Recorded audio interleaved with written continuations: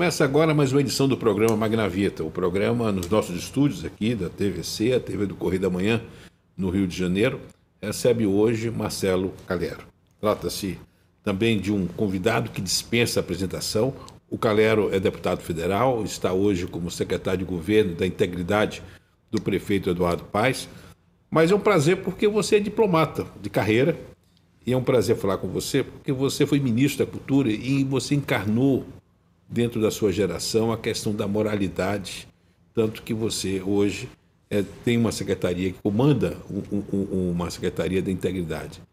Eu acho que a gente poderia começar por esse momento, que foi um momento muito midiático, quando você se coloca como ministro de Estado contra um abuso que estava sendo cometido no governo Temer. Vamos relembrar esse momento. Você sente que esse momento é um momento ícone, um grande momento na sua vida? Bom, Magnavita, em primeiro lugar, eu queria agradecer muito a oportunidade e o convite para essa entrevista. É um prazer realmente estar no jornal que faz e fez tanta história no Rio de Janeiro, que é o Correio da Manhã. Olha, eu diria o seguinte, foi um momento muito difícil do ponto de vista pessoal, sobretudo, né? Porque eu fui ali colocado numa situação de absoluta pressão, né? Por parte... Vamos lá. Me antagonizei com um ministro que era muito importante, né? Com um dos ministros mais importantes do governo Temer, né? Mais poderosos, e que queria que eu usasse do meu cargo para resolver uma situação absolutamente privada. E a coisa se complica quando o próprio presidente da República se envolve naquela questão. Mas não preciso dizer, né? Está no meu depoimento à Polícia Federal e isso é público. Mas o fato é que eu entendi que eu tinha uma linha ali entre o certo e o errado, né? E eu não podia ultrapassar aquela linha. E você sabe, Magnavita, que como são as coisas, né? Eu disse não ao ministro, pedi demissão. Quando eu disse não ao ministro, eles começaram um processo de fritura. Alguns jornalistas amigos me relataram aquilo. Eles começaram a criar versões para justificar a minha saída, de modo que eu passasse a ser o vilão, e por essa razão eu fiz questão de deixar tudo muito às claras, né, naquela entrevista que dei à Folha de São Paulo, você deve lembrar. Um momento ali bastante dramático, eu diria, e que retrata muito do que às vezes acontece nos bastidores, né, esse caciquismo, esse mandonismo, essa certeza que alguns têm de que a máquina pública deve servir a seus interesses. Mas o que eu lembro, sobretudo, é o seguinte, é o desdobramento que houve. Porque não apenas a prisão do Temer e do Gedel, né? A prisão do Gedel aconteceu, eu acredito que 7 meses depois daquele episódio, né? É bom lembrar que o Gedel também deixa de ser ministro por pressão popular, né? A raiz daqueles acontecimentos.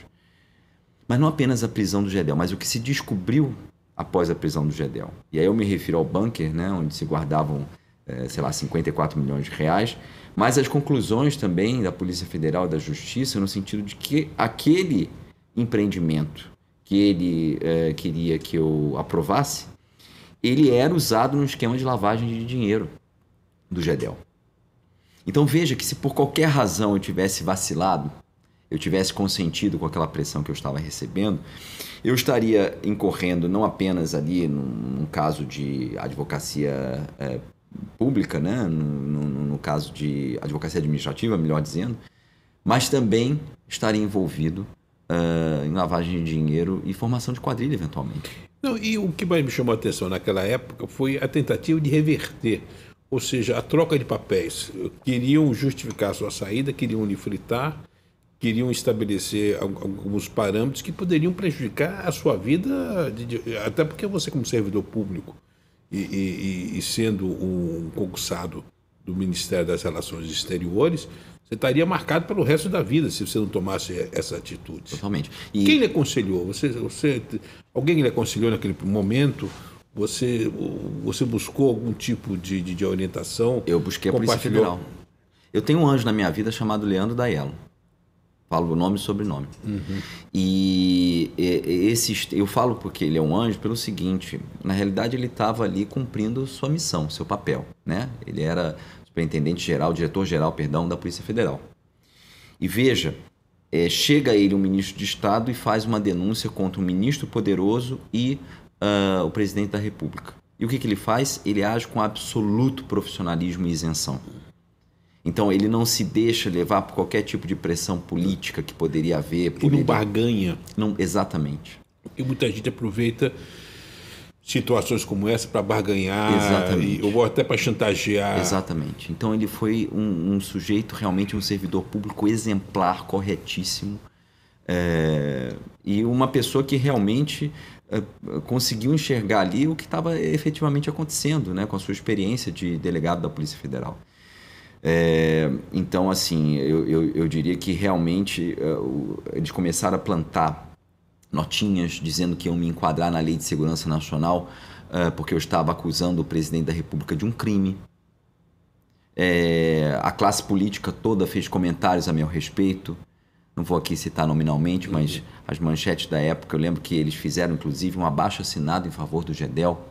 Um abaixo-assinado em favor do Gedel. Os líderes de vários partidos dizendo que a relação desses partidos com o Gedel era a melhor possível.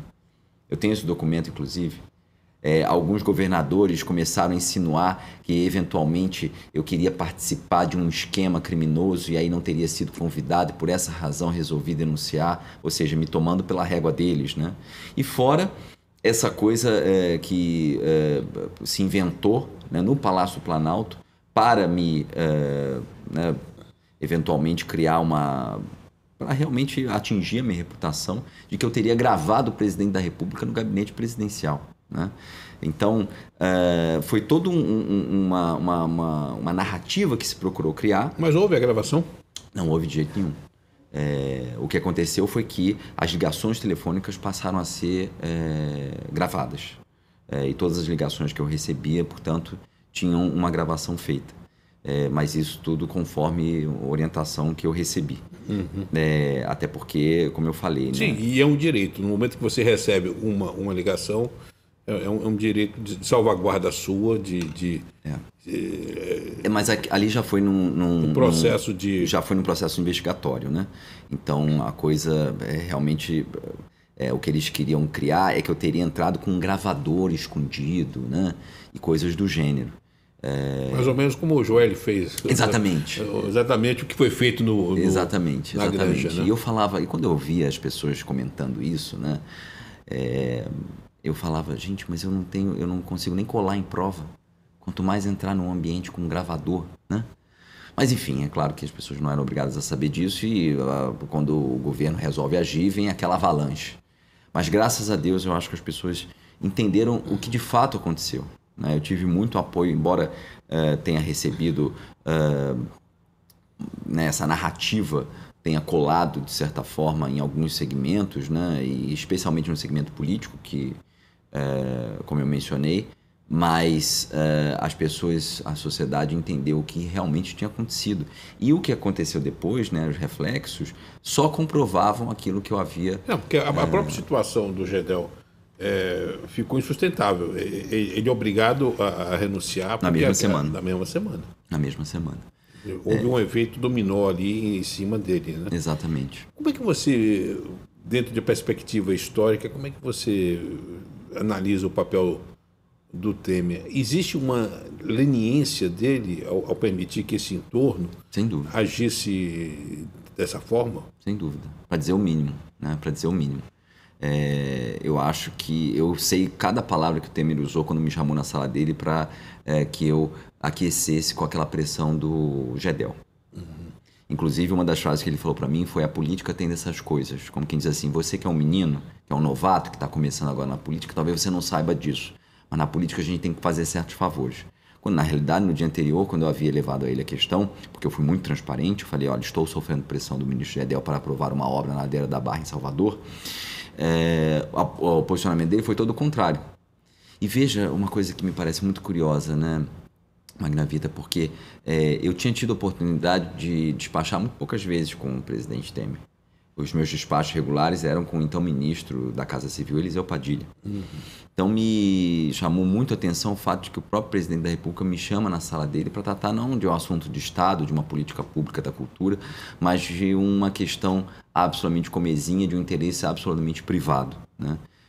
Isso tudo me chamou muita atenção. Eu acho que diz respeito muito ao perfil de político que nós tínhamos ali. Mas você não acha perigoso? Outro dia eu comentei isso aqui, quando você vê alguns personagens, como Ciro Nogueira, hoje na Casa Civil, quando você vê um Fernando Bezerra, que usava o jatinho do Ricardo Magro para cima e para baixo, e o filho dele, que é Fernando Coelho, é Bezerra, mas ele usa o sobrenome Coelho, e que tentando nomear um preposto do Ricardo Magro para a direção da ANP.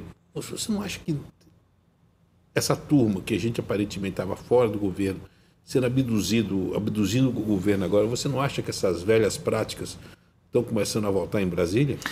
Olha, Magnamita, eu acho que uma das coisas que mais abalam nossa república é justamente essas possibilidades de conflito de interesses. E cada vez mais a gente tem que ficar atento a isso. E veja... E principalmente que é negócio, se servir do Estado e não servir ao Estado. Né? Sem dúvida. É aí que começa, né, toda essa confusão entre o público e o privado, que a gente sabe onde leva e não é um bom caminho.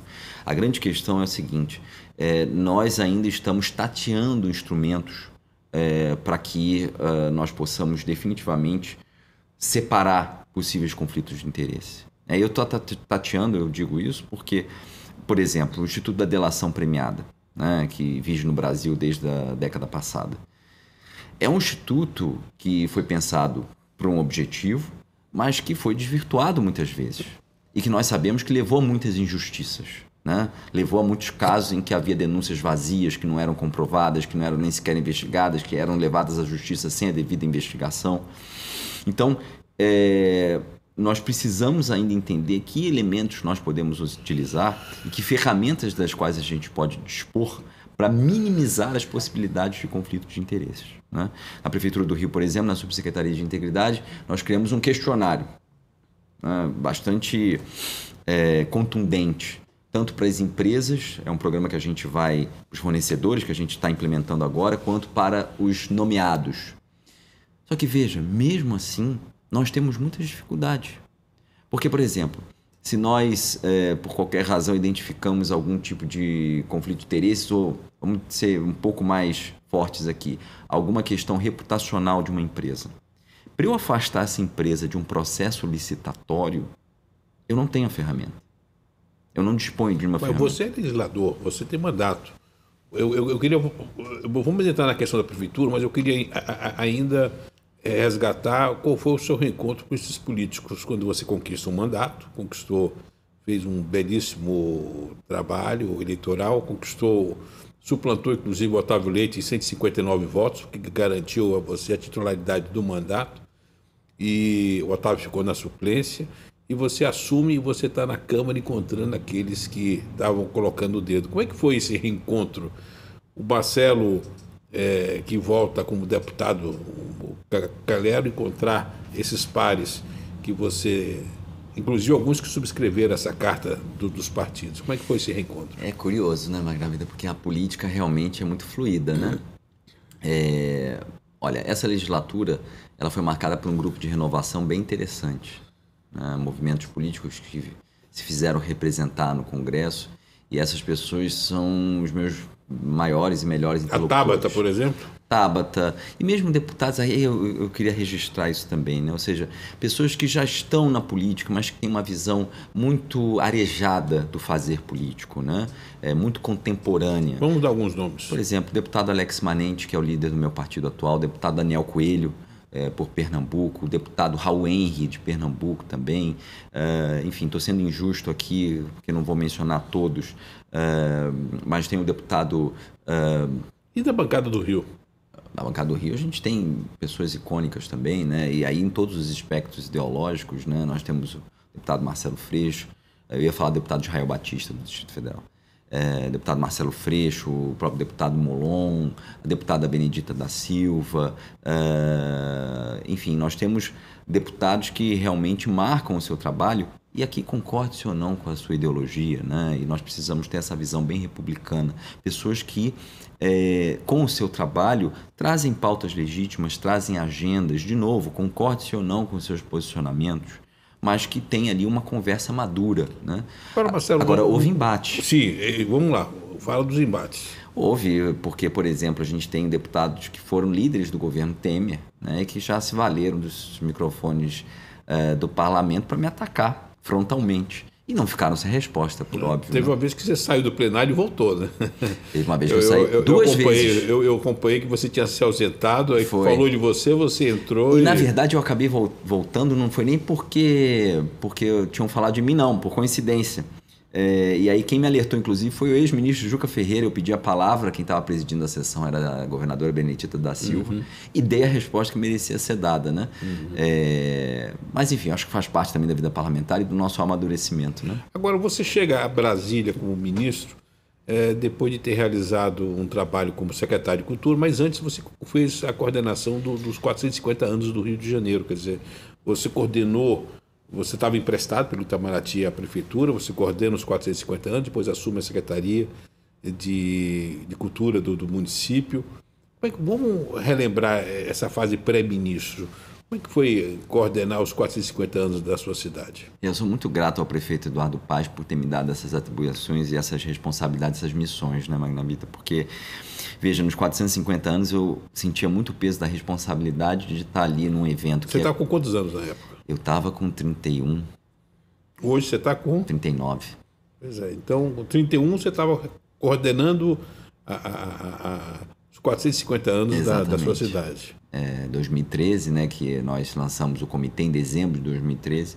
Então, assim, o que acontecia ali é que nós tínhamos muito presente que era um evento que acontecia ali entre Copa do Mundo, Olimpíada, ou seja, nós tínhamos que ter uma identidade muito própria.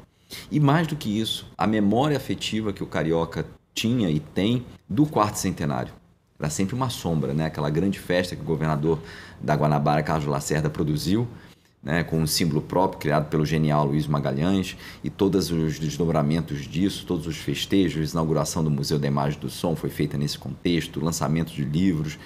Ou seja, era um portfólio de ações e a gente tinha por obrigação, claro, chegar pelo menos próximo daquilo que foi, né? E aí tivemos o respaldo político do prefeito, o respaldo político que se desdobrou no respaldo orçamentário também, e acho que os cariocas tiveram uma comemoração à altura da grandeza da sociedade. E você teve a chance também de integrar o comitê dos Jogos Olímpicos. Você não acha que o Brasil ainda não...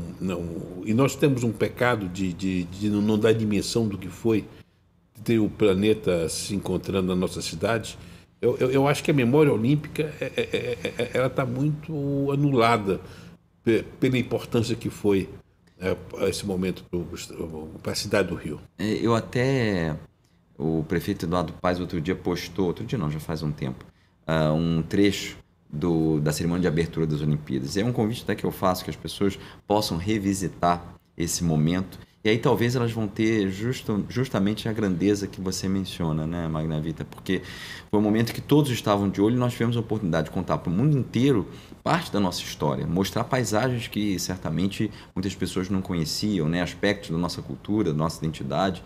Enfim, eu acho que às vezes nos bate forte a tal da síndrome de vira-lata, né? E no caso das Olimpíadas, talvez tenha sido uma dessas ocasiões. Voltando um pouco aí, por que ingressar? Você tem um tio que foi diplomata, teve uma atuação muito grande, foi embaixador, inclusive na Polônia, mas você tem a sua vocação, a gente brinca que você é um diplomata nato. Como é que despertou você o Rio Branco? Eu sempre quis ser diplomata. Outro dia eu guardo muita coisa antiga. Eu gosto de guardar, tenho isso por hobby.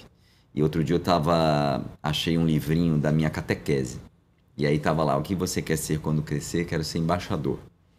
Acho que por conta da influência desse meu tio, né? A filha dele também foi diplomata, minha prima, já é falecida também.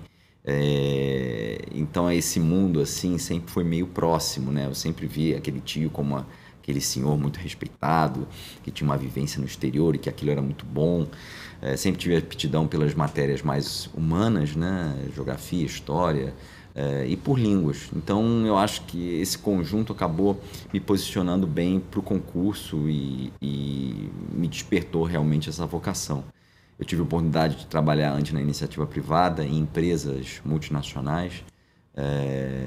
Isso, claro, também te deixa num ambiente, num contexto, né, de várias nacionalidades, de negociações, e acaba... Como é que surgiu Vamos primeiro pegar os seus primeiros passos. Você se forma do Rio Branco, e aí?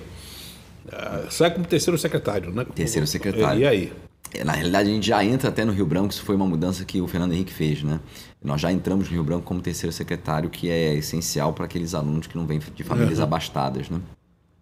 E então eu sou lotado, eu tinha trabalhado na Petrobras, eu fui concursado da Petrobras, do jurídico da Petrobras, antes de entrar no Itamaraty. E você é advogado? Sou advogado de formação, me formei pela UERJ. E aí, na Petrobras, eu trabalhei na área internacional, no jurídico internacional. O meu chefe era o Dr. Ney Teles. E aí o que acontece é que quando eu entro no Itamaraty, dependendo da sua posição, você escolhe a área que você quer ir. E as áreas mais cobiçadas eram as áreas da Subsecretaria-Geral de Política, SGAP. Dentro da SGAP tinha um departamento de energia. E eu fui o 03 de turma. Então eu era o terceiro a escolher. Praticamente tinha toda a lista à minha disposição. E por conta de ter trabalhado na Petrobras, eu resolvi escolher Energia. Departamento de Energia. Trabalhei na divisão de recursos energéticos não renováveis. A minha chefe direta era a hoje embaixadora Vivian Lossi, que hoje, precisamente, no dia 25 de novembro, foi confirmada pelo Senado como nossa nova embaixadora na Namíbia. Então, uma pessoa que teve uma carreira aí bastante brilhante. E aí eu fui trabalhar no Departamento de Energia, fiquei lá durante 2 anos. Em 2010 resolvo me candidatar pela primeira vez. Então já estava mordido ali pela mosca da política. Me candidatei pelo PSDB, onde eu havia me filiado em 2005. Eu acho muito engraçado quando alguém me chama de comunista, de petista, enfim. Eu estava na oposição ao PT desde 2005, no auge do presidente Lula. Mas o fato é que fui candidato pelo PSDB, foi uma candidatura bastante frágil, né? Não tinha recurso, não tinha maiores apoios. Você foi candidato a? Deputado federal. Deputado federal. Eu era muito próximo, né? Minha família muito próxima da família. Quantos votos você teve? 2.000 e pouco. 2.700. Mas foi um aprendizado, né? Um grande aprendizado. E mesmo 2.700 pessoas, eu não conheço 2.700 pessoas diretamente. Ou seja, de alguma forma minha propaganda serviu, né? Chamou atenção, né? Imagina você que eu peguei o meu FGTS da época de Petrobras e usei para campanha. Mas você já estava no Itamaraty? Já estava no Itamaraty, fazia 3 anos. Tem uma licença, né? Uma licença de 2 meses, né? Enquanto dura a campanha. Mas esses votos seus, acho que a Maria Tereza pegou. A tua mãe foi responsável pela maior parte deles. Ah, aí, mas né? Com certeza. Porque ela é uma cabo eleitoral sua. Fortíssima. E ela tem as famosas listas da Tereza, que são... Ela resgata pessoas que fizeram parte da nossa história, que tiveram algum convívio conosco, e ela consegue, por meio de contatos, obter o telefone dessas pessoas. Em 2018 ela fez isso também.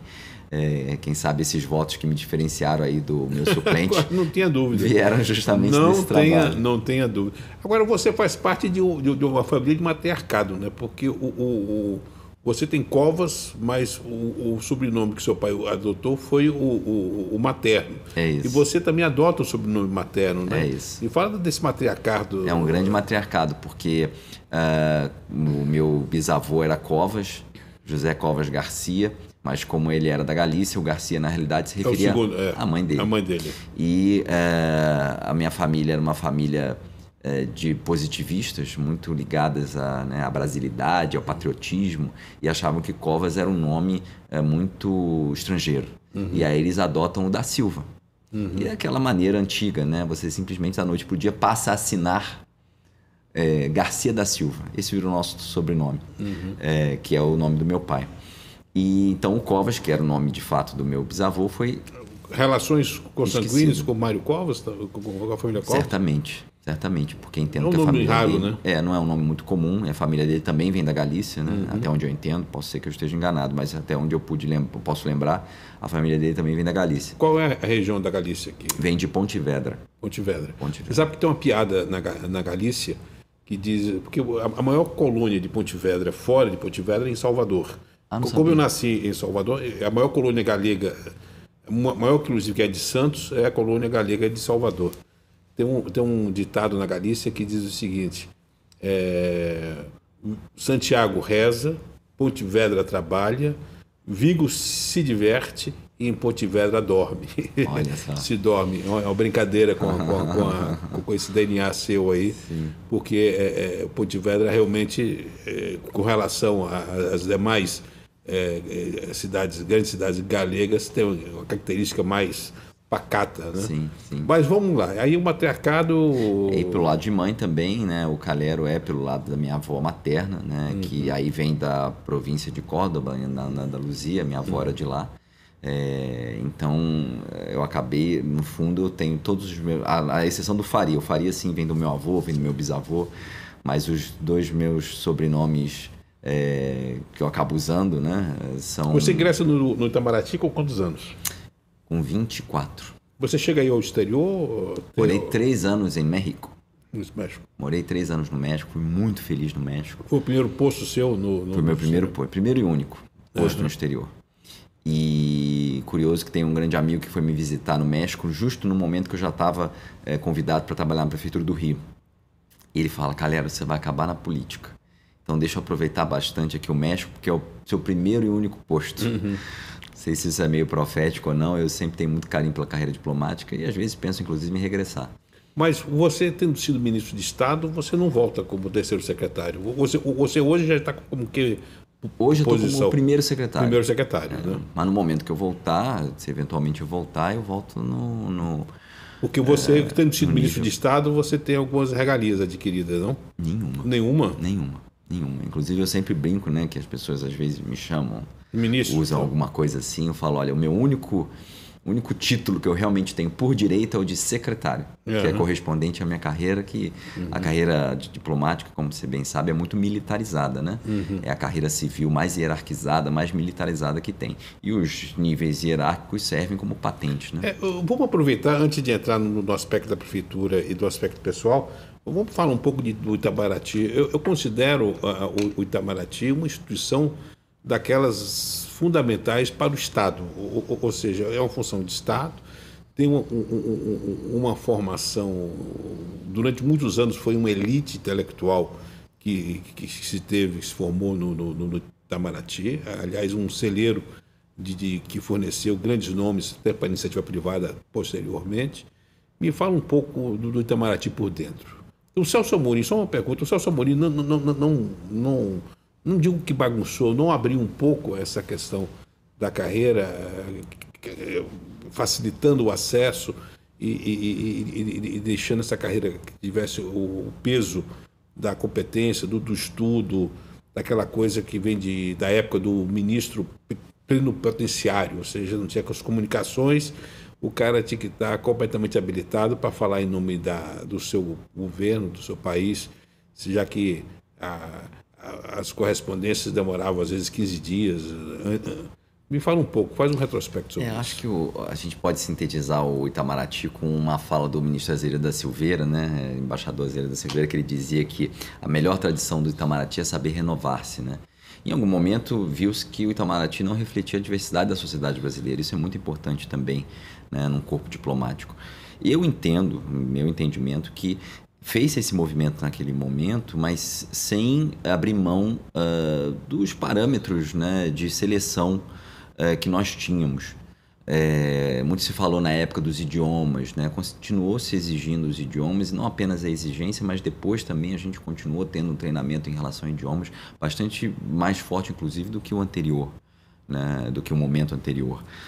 O que acontecia às vezes é que o peso excessivo que se dava à questão dos idiomas estrangeiros fazia com que apenas alunos provenientes, às vezes, de escolas bilíngues ou mesmo que tiveram tido a oportunidade de vivenciar algo no exterior, conseguissem de fato ter a sua aprovação. Por isso, muitos filhos de diplomatas. Exatamente, era o que mais acontecia, né? Então eu acho que foi um movimento importante naquela ocasião, de maior abertura, de maior preocupação com a diversidade da carreira.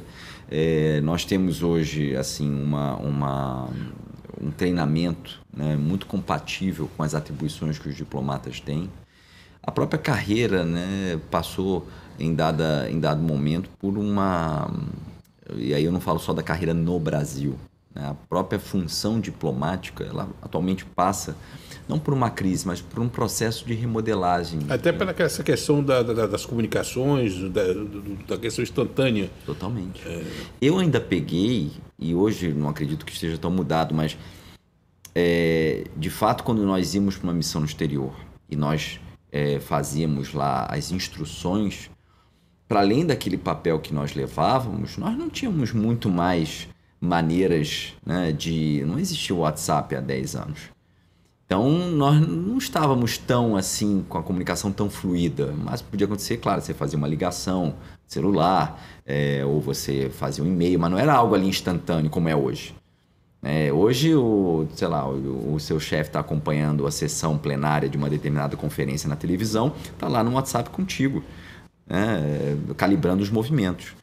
Então, eu acho que até por conta disso, né, a COP, por exemplo, essas conferências das partes que acontecem sobre as mudanças climáticas, né, sobre o acordo de mudanças climáticas. Esse modelo de grandes conferências é um modelo do pós-guerra que certamente vai passar por um processo de revisão. Né? O que se alcança numa conferência dessa dimensão? Até a maior participação da sociedade civil, a primeira grande conferência internacional que nós vemos uma participação efetiva da sociedade civil foi a Rio 92. E eu diria que muito imbuída do espírito carioca, em que a sociedade civil se faz presente. Né? Nós lembramos das tendas que foram feitas, né, lá no Parque do Aterro do Flamengo, enfim, toda aquela energia que veio da sociedade civil, aquilo ali foi paradigmático para as conferências que vieram depois. Nenhuma conferência da ONU, depois da Rio 92, conseguiu ser feita sem que houvesse uma participação efetiva da sociedade civil. E eu acho que isso tende a se adensar, tende a se fortalecer daqui para frente. Você tem sido um representante da bancada dos diplomatas do Itamaraty na Câmara Federal? Bancada única. Bancada única, sim, isso que eu ia puxar. Você tem sido procurado para defender os interesses, porque você passa a ser um defensor natural da sua carreira, né? Sim, nós temos lá a Associação de Diplomatas Brasileiros, que é conduzida muito bem pela embaixadora Maria Celina. A carreira, né, ela tem uma questão, assim, nós acabamos sendo muito ciosos de entrar em embate com o governo, pela nossa própria natureza, não somos nada belicosos, isso faz com que às vezes, inclusive, tenhamos perdas, não estou dizendo apenas de salário, mas de condições de trabalho, sobretudo, e nós passamos por um momento muito difícil, correspondeu aí à gestão do Ernesto Araújo. Pois eu queria perguntar sobre isso, porque a chegada do França foi um alívio, porque o França tem um outro perfil, né? O chanceler atual, né? Sem dúvida, eu não conheço pouco, mas até onde eu entendo e pelos relatos que recebo, é uma pessoa muito menos belicosa, para dizer o mínimo, né? E que entende o papel do Itamaraty como uma instituição de Estado, e de maneira muito bem dosada, muito calibrada. O Ernesto foi um acidente de percurso, né? Foi um ponto fora da curva. Né? Mas a instituição, acho que era tão forte que ela conseguiu criar anticorpos e superar isso, né? Ela foi resiliente. Ela não ficou sequelada com essa passagem, não, né? Ela foi resiliente. Claro que gera alguns traumas, né? Mas eu acho que, ao fim e ao cabo, ela foi resiliente. Agora, de fato, nós precisamos entender que há certos consensos que nós conseguimos, que são extremamente favoráveis aos nossos interesses, obtidos desde a Segunda Guerra Mundial pelo Sistema Internacional de Concerto das Nações, que não podem ser abandonados. Né? Porque aí nós tivemos a certa altura... Estabilidade jurídica, quer dizer, você tem um ordenamento internacional que tem que ser obedecido, não tem como... É isso. E você viu que os Estados Unidos soube dar a reação dele ao momento que viveu lá. Entendeu? Exatamente. E o que acontece? A certa altura nós temos o ministro das Relações Exteriores dizendo que se orgulhava de que o Brasil seria um pária. Então, são coisas sem sentido que nada tem a ver com a tradição do Itamaraty. Eu queria mergulhar agora na prefeitura, porque eu queria aqui fazer uma confidência. Eu participei de um almoço onde um grande publicitário e um dos homens mais apaixonados pelo Rio queria fazer desse rapaz aqui prefeito do Rio. E ele te convidou para almoçar, eu participei desse almoço. E você disse a ele, eu até sou simpático à ideia, mas desde que o Eduardo Paes não seja candidato à prefeitura, porque se ele tiver, eu estou com ele. Essa questão é uma questão de gratidão? Qual é essa relação sua com o Eduardo e por que essa fidelização absoluta a essa liderança do Eduardo Paes? Eu tenho muito orgulho de pertencer ao grupo político do prefeito Eduardo Paes, eu tenho muito orgulho de poder dizer que eu sou amigo dele, amigo da família dele. Tenho uma gratidão, sim. Acho que foi o Eduardo Paes que me viu ali na multidão, me deu as oportunidades de eu mostrar o meu trabalho desde o início. Mas mais do que isso, eu acho que o Eduardo Paes é a grande liderança que o Rio de Janeiro tem hoje. E, naquele momento, você sabe que nós fazíamos oposição ao governo Crivella, nós entendíamos que, a despeito de todas essas, digamos, questões pessoais e dos atributos pessoais do prefeito, Eduardo Paes, havia também a questão da liderança política que fazia dele o grande candidato para se opor ao então prefeito Marcelo Crivella. Eu diria até antes, né? Porque você está gravando essa entrevista no dia 25 de novembro e a manchete do Correio da Manhã foi exatamente transcrever um depoimento de um ministro do STJ que apontava o absurdo que foi aquela operação feita pelo Marcelo Bretas, um juiz do TRF, que aliás está vivendo um inferno astral muito grande pelas coisas que fez, está colhendo o que plantou, em benefício a um candidato juiz que era amigo, que aliás contrata depois a irmã do Bretas, bota familiares do Bretas no governo, foi o Wilson Witzel. Eu acho que ali houve um atropelamento do Eduardo que o Rio sentiu muito, porque aquele momento era o momento do Eduardo ser governador do estado. Sem dúvida. Foi uma eleição muito dolorosa para o Rio de Janeiro como um todo e para nós em particular, que acompanhávamos o prefeito Eduardo Paes. Eu tive chance de participar mais ativamente no segundo turno da campanha, até porque no primeiro estava muito envolvido com a minha própria campanha. Mas foi muito doloroso porque a gente sabia quais eram os planos do prefeito, né, para o governo do estado, o que o estado iria avançar caso o prefeito tivesse sido eleito. Mas foi uma eleição fora da curva, né? Acho que as pessoas se agarraram ali em tábuas de salvação, salvadores da pátria, pessoas que... questão messiânica do Exatamente. Do juiz probo que... Exatamente. E... Você sabe que o Correio da Manhã não estava ainda... lançado, estava adormecido ainda, mas eu tinha o Jornal da Barra, tem o Jornal da Barra. E o Jornal da Barra fez editorial de capa, declarando voto, como os jornais americanos fazem, declarando voto ao Eduardo, e nós fomos assim no calo do pastor Everaldo e no calo do Witzel, porque desde aquele momento nós não caímos naquela ladainha dele. A gente... Aliás, foi uma das coisas até que motivou eu procurar um título que tivesse uma abrangência maior, porque eu queiro ou não queiro, o Jornal da Barra estava limitado a ser um jornal regional, e até foi uma das coisas que me levou a buscar, porque e quando nós começamos com o Correio da Manhã, o Correio foi o jornal que revelou muito mais de forma de vanguarda, antes dos outros veículos, porque havia um pacto dos outros veículos com relação ao Witzel, que envolvia interesses comerciais, tudo isso, e o Correio entrou na jugular do Witzel desde o primeiro momento. Inclusive, eu estava te mostrando aqui na entrada do nosso estúdio, a gente tem aquela capa onde a gente mostra a assinatura do próprio punho dele, que foi uma descoberta do jornal. Batom na cueca. Mas o Eduardo tem essa capacidade de se reinventar, tanto que ele volta à prefeitura depois e você abre mão até da possibilidade de ser candidato, empresta essa questão da integridade, que você trazia essa bagagem, conquistou o mandato por isso, teve essa visibilidade, e empresta esse tipo de contraponto ao que a mídia estava fazendo na campanha do Eduardo. Isso ficou bem claro na época, né? O prefeito já tinha na eleição de 2018, porque foi uma eleição realmente atípica, né? E acho que até houve ali uma dificuldade de comunicação desse assunto, por todas as circunstâncias, né? Mas já em 2018, o prefeito Eduardo Paes tinha trazido para o seu programa elementos relacionados à integridade pública. E veja que naquela altura ainda era mais inovador ainda do que é hoje. Porque, mal a bem, houve vários governos estaduais do Espírito Santo, Santa Catarina, que já tinham promovido ações de integridade. Prefeituras, não. Quando nós chegamos na campanha de 2020, e desde o início, como você bem lembrou, Magnavita, eu sempre falava que se o prefeito Eduardo Paes fosse candidato, eu não seria. Mas quando a gente entra de cabeça na campanha, mesmo quando a campanha começa, o prefeito me encomendou que criasse um documento, né, condensando, fazendo um resumo de todas as políticas que nós pretendíamos implementar caso fôssemos eleitos. E eu fico muito feliz que hoje, assim, nós olhamos cerca de 80% daquilo que estava prometido ao longo de 4 anos já está implementado no primeiro ano de mandato do prefeito. Você criou um legado muito importante compartilhar isso com o telespectador, porque a gente brinca que você está emprestado à prefeitura, porque você é deputado federal, tem um mandato até o dia 31 e vai, no ano que vem, buscar a sua reeleição e, quiçá, você vai ser vitorioso. A gente precisa de quadros com esse perfil seu na Câmara Federal.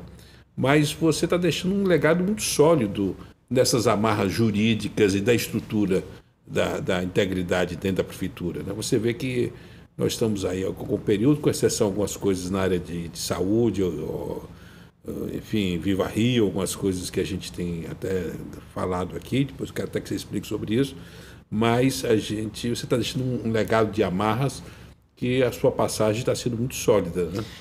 São programas com contornos muito bem definidos, sabe, Magnavita? A equipe toda é muito, como se diz em inglês, bold, muito consistente, né? Nosso subsecretário de Integridade veio da Petrobras, onde exercia cargo semelhante. Nós temos aí um processo seletivo acontecendo em parceria com a ENAP. Aliás, aqui eu muito agradeço a ENAP, a Escola Nacional de Administração Pública, está fazendo esse processo seletivo para quadros para a área de integridade, né? Ou seja, e os programas, como eu falei, com contornos muito bem definidos e que têm propósitos e objetivos também muito claros, né? Agora, o que é importante ser dito? Já me antecipando até um pouco a tua pergunta, mas só de maneira genérica. Quando nós tratamos de integridade, transparência, nós estamos tratando de uma mudança cultural. E toda mudança cultural leva muito tempo para você ver os efeitos de fato surtirem. E às vezes efeitos você vê como é uma prevenção... Até porque tem uma máquina machucada, né? A prefeitura é uma máquina machucada. Aquele período de tranquilidade salarial, sem sobressalto de 8 anos do Eduardo, na gestão do Crivella, passou por um processo onde, de repente, um vereador que era chefe da Casa Civil mandava mais do que o prefeito, enfim, a máquina foi muito machucada nesse processo. Havia várias distorções, para dizer o mínimo, né? E aí a gente precisa dizer que esse ano o secretário Pedro Paulo deu nó em pingo d'água, né, com as contas públicas e conseguiu colocar os salários em dia, pagar 13º, que havia sido deixado, o salário de dezembro havia sido deixado sem caixa correspondente, o prefeito Crivella acabou preso, né, ele que dizia tanto nos debates que o prefeito Eduardo Paes ia ser preso. Mas não vou entrar nesse detalhe não, porque eu considero injusta a prisão dele. Essa questão do judiciário, da mesma forma que eu ponderei esse uso do judiciário, como foi feito contra o Eduardo, na questão de 2018, aí a gente é um outro programa para a gente entrar nessa bola dividida, porque houve efetivamente um abuso de autoridade e está provado que ele deveria sim ter encerrado o mandato dele. Quer dizer, essa questão da prisão, a forma arbitrária que foi feita, um dia pode ocorrer com o Eduardo, se a gente concordar com isso, a gente vai estar endossando um desvirtuamento da justiça. Mas eu não estou comemorando a prisão de ninguém, Magnavita, e mais do que isso, eu não conheço o processo. Também não posso contra-argumentar com você. O que é importante ponderar é que o prefeito foi preso. Sim, ele foi preso e ele gera um causa administrativa. E ele que dizia que o Eduardo seria preso. Exato. No debate. E mais do que isso gera um causa administrativo, né? É claro que o presidente Jorge Felipe tentou levar ali o barco bem, mas era toda uma situação muito complexa que, claro, que gera impacto para a administração. E machuca a máquina. A máquina fica traumatizada. E, de novo, você sabe que eu faço oposição ao Crivella e sempre fiz oposição ao Crivella, na realidade, né? Agora ele está tentando ser embaixador na África do Sul. A África do Sul sutilmente já disse que não o quer como embaixador. Vamos dividir essa bola não, que a ideia foi minha. Quem deu essa ideia no jornal e falou com o Flávio Bolsonaro... mas aí eu defendo, porque eu tenho pulseirinha da África do Sul, adoro a África do Sul, o Crivella fala Zulu, tudo isso, a África do Sul está empurrando, e eu acho que o Itamaraty está ajudando que empurre. Na diplomacia, depois de 4 meses... Já se entende os códigos. E é disso que eu estou falando, não estou dizendo nem essa ideia, não estou fazendo nenhum juízo de valor, embora tenha, obviamente, uma avaliação. Eu sempre acho que os postos diplomáticos devem ser ocupados por diplomatas de carreira. Aliás, o seu prefeito fez uma postagem no lado gaiato do Eduardo, dizendo implorando para que o embaixador, para que o presidente da África do Sul levasse o Crivella para a África do Sul. Aquele jeito que é próprio dele. Mas vamos falar... Mas eu estava falando da rotina administrativa, só para concluir. Então, nós encontramos um governo que totalmente um descalabro financeiro completo, e um descalabro administrativo. Eu diria que muitos dos projetos, inclusive na área da cultura, sobretudo, que nós havíamos deixado bastante avançado e que esperávamos que em 4 anos avançariam ainda mais, esse é o correr normal, natural das coisas, estavam ou parados ou destruídos. E os servidores, claro, desengajados, desmobilizados, enfim, desestimulados, né? Então, foram 4 anos sem acordo de resultados, sem planejamento estratégico, sem nenhuma dessas ferramentas modernas de gestão que tinham marcado, inclusive, a presença do secretário deputado Pedro Paulo na Casa Civil. Então, assim, é claro que contornar todo esse cenário foi muito complexo.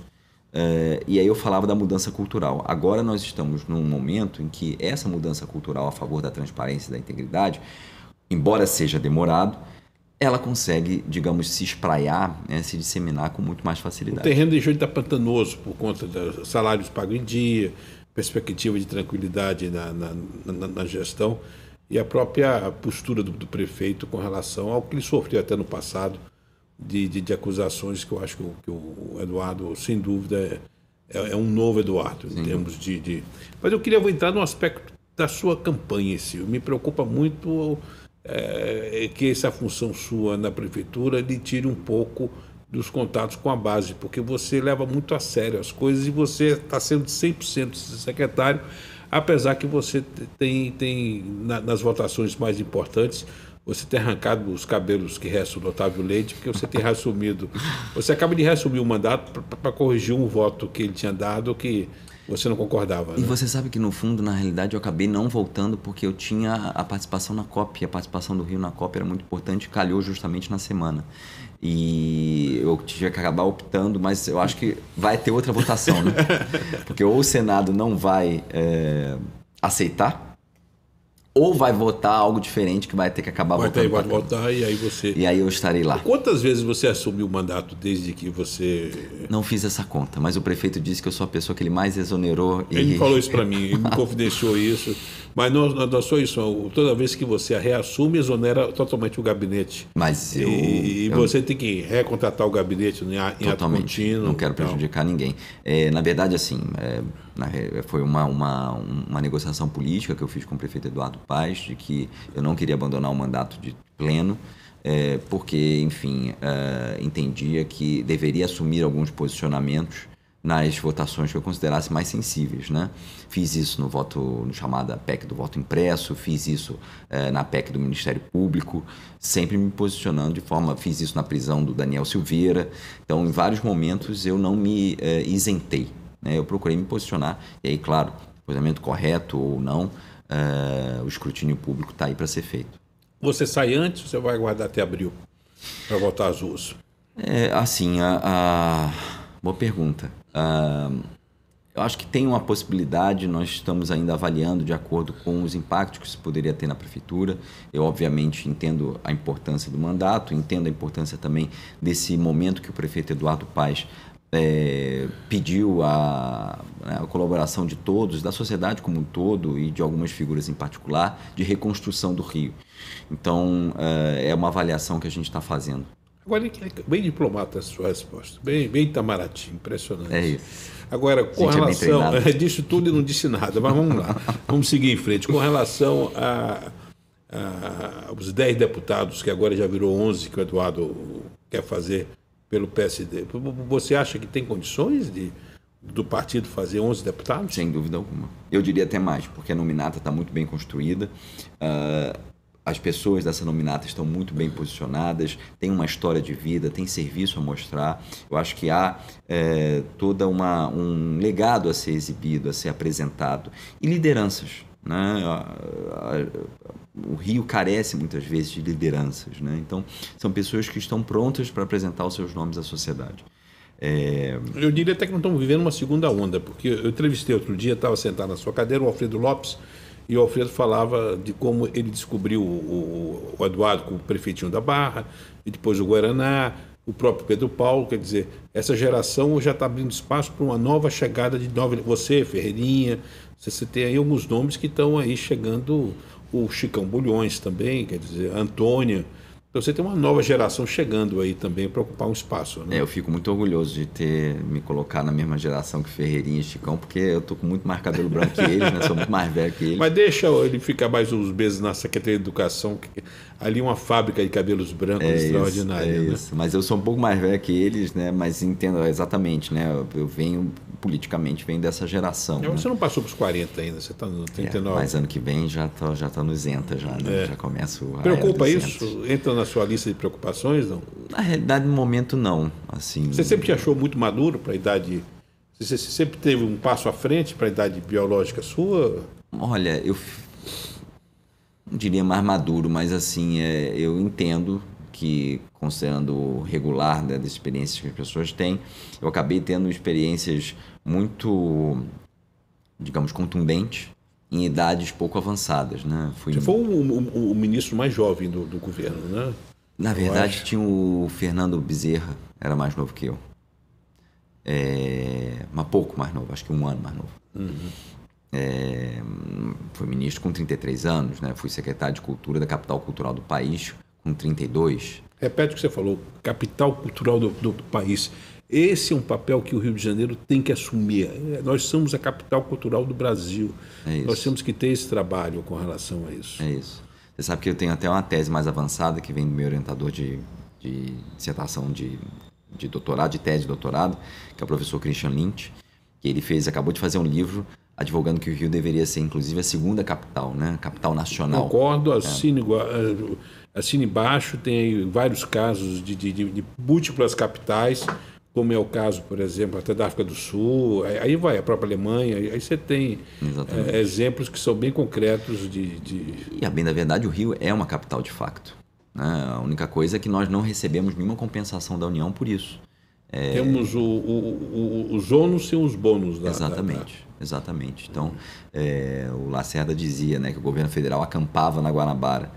Claro que eu não tenho a pretensão de ter a contundência das palavras do Lacerda, mas o fato é que apenas Brasília tem direito ao fundo, né? Inclusive, aqui sendo muito eclético, sendo muito ecumênico, melhor dizendo, a deputada Clarissa Garotinho, que não está no nosso grupo político, mas a ela todos os elogios pela proposta que fez de que esse fundo fosse repartido com o Rio de Janeiro, né? Além de outras iniciativas também dela que merecem todo o nosso apoio. É uma nova geração também, eu admiro muito também. Aliás, claro. Vou convidar ela para vir aqui dar uma entrevista antes que abril chegue, antes que junho chegue, depois vai fechar essa janela para entrevistar os candidatos. Bom, eu gostaria de falar também de plenitude. Nós estamos chegando ao final da entrevista e eu queria falar, porque essa exposição pública que você teve lhe deu uma sensação de plenitude na sua vida privada, pessoal. Você hoje é inteiramente um cara inteiro, né? Completo, né? Como é que você se vê hoje, Calero? Não, boa pergunta, Magnavita. Deixa eu responder, que tentar responder menos Itamarateca possível. Eu acho assim, tem um custo pessoal muito grande estar na função pública. Né? As pessoas acham que às vezes tem a badalação, né? Eu lembro quando eu cheguei no Itamaraty, nos primeiros meses, todos os convescotes diplomáticos eu queria ir. Eu e os meus amigos, que eram da mesma turma. 6 meses depois, ninguém mais tinha paciência para estar nesses eventos. Eu digo que, às vezes, as pessoas não têm essa perspectiva do ônus do poder também, né? Do ônus do processo decisório. É claro que você nunca vai agradar todo mundo, é claro que você vai receber críticas, ainda mais agora nesses tempos de redes sociais. Então, eu sou muito orgulhoso do que eu já produzi. Mas você constrói uma integridade um pessoal da sua vida pessoal muito bonita. As pessoas lhe admiram muito por isso. Sim. Sua relação com a família, suas relações são observadas como algo assim sempre impregnado de muita dignidade. Você se preocupa muito com essa questão da dignidade, né? Faz parte da sua marca. Me preocupo. E eu acho que no fundo é isso, né? A gente passa por tanta coisa na vida, né? E se a gente não mantém a nossa casa em ordem, e se a gente não trata as pessoas que estão mais próximas com essa dignidade, como é que a gente vai ficar, por exemplo, propugnando uma cultura de integridade dentro de uma prefeitura? Você tem que dar o exemplo, tem que começar dentro de casa e com os mais próximos, né? É claro que às vezes a gente se exaspera, a gente dá uma bola fora, mas sempre tentando corrigir os erros, né? E o que irrita a você? Vamos fazer um ping-pong para encerrar aqui. Eu sou muito ansioso, né? Então, às vezes, o timing das ações não corresponde à sua ansiedade, evidente. Algo que você se arrepende? Algo que eu me arrependa. Bom, tem tanta coisa que eu me arrependa, mas deixa eu ver aqui uma coisa que eu me arrependo. Eu me arrependo de não ter começado meu mestrado antes. Estou muito velho para fazer doutorado. Mas você tem se dedicado. Outro dia eu postei uma foto sua pichada na rede social. Você tá, um dia de sol, tá lá você mergulhado. Olha, nos livros. Esse semestre foi difícil. A professora Cristina Buarque de Holanda, que foi a minha professora esse semestre. A minha orientadora é a professora Christian Lynch. Mas esse semestre eu fiz seminário de tese. Eu faço lá no IESP, da UERJ, né? E várias vezes tive que negociar prazo com ela, porque seminário de tese a gente tem que apresentar um capítulo da tese, né? Para ser escrutinado pelos colegas. Um sonho. Um sonho.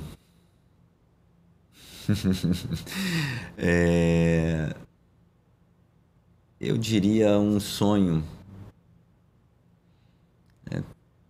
Talvez poder dar aula numa universidade estrangeira.